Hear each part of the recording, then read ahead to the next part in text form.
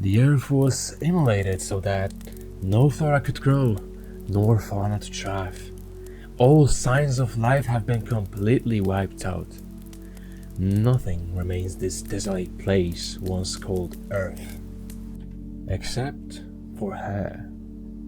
The rescue squadron rolled in a life capsule containing some sort of animal. This was classified as a dinosaur, according to their text. It's a miracle that her body had survived the onslaught that rained down the globe. Not long after, she was brought into the medical labs back at their original base of operations in an attempt to reconstruct her body.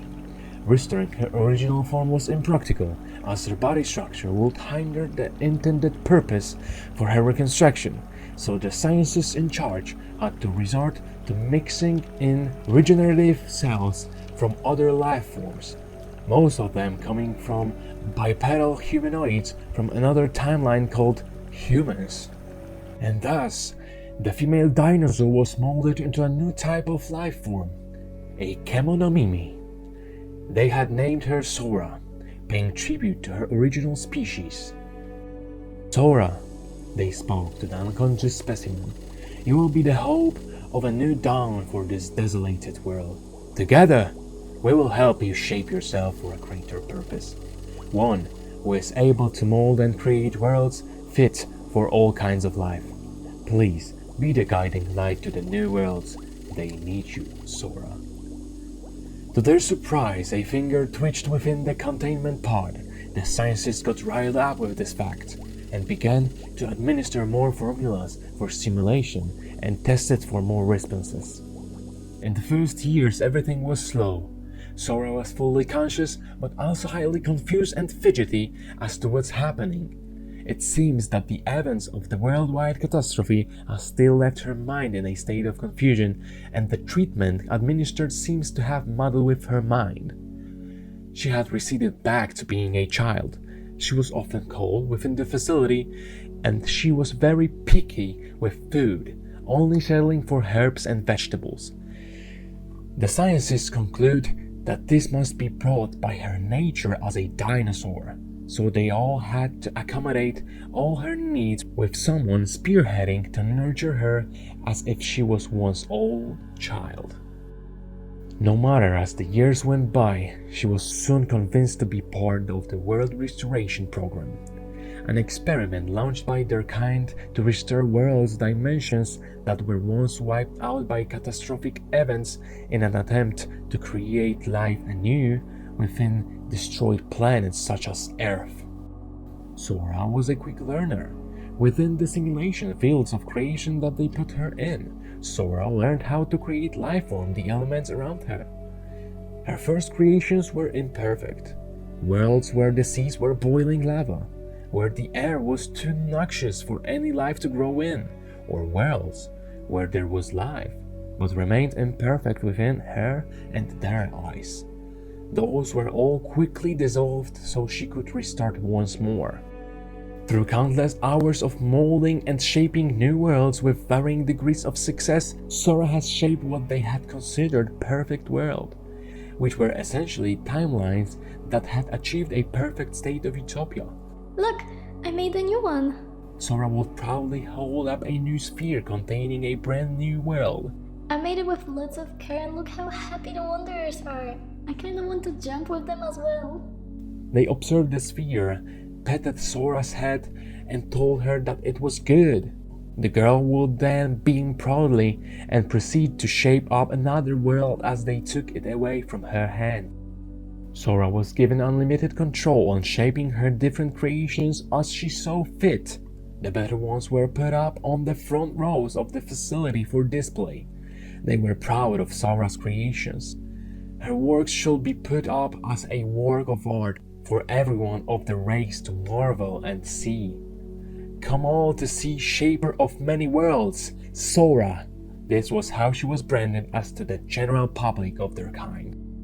But the truth is always far beyond what's presented in front of you. These scientists and their kind are obsessed with creating worlds from the extracted resources of each and every planet and timeline they desolated, including Saura's own world, all to keep them as little baubles for their collection and experimentation. Saura has just been their only successful test subject after hundreds of destroyed planets thriving with some sort of life form. If she hadn't been, who is she now?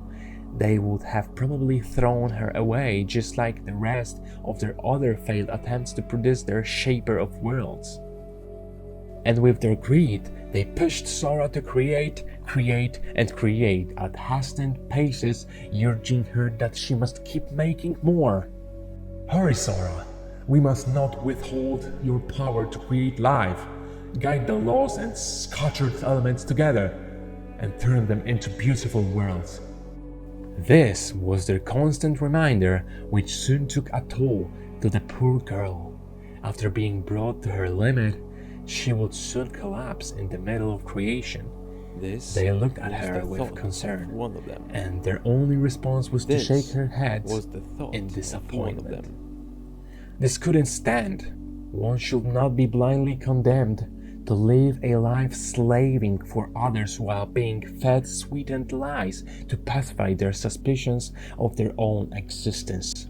This was the thought of one of them, the one who took care of Saura as if she was their own child.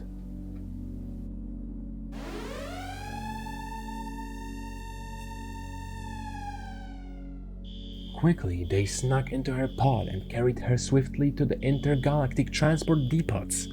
Alarms blared once Central Command has detected a breach into Saura's pod and the illegal use of an intergalactic travel pod.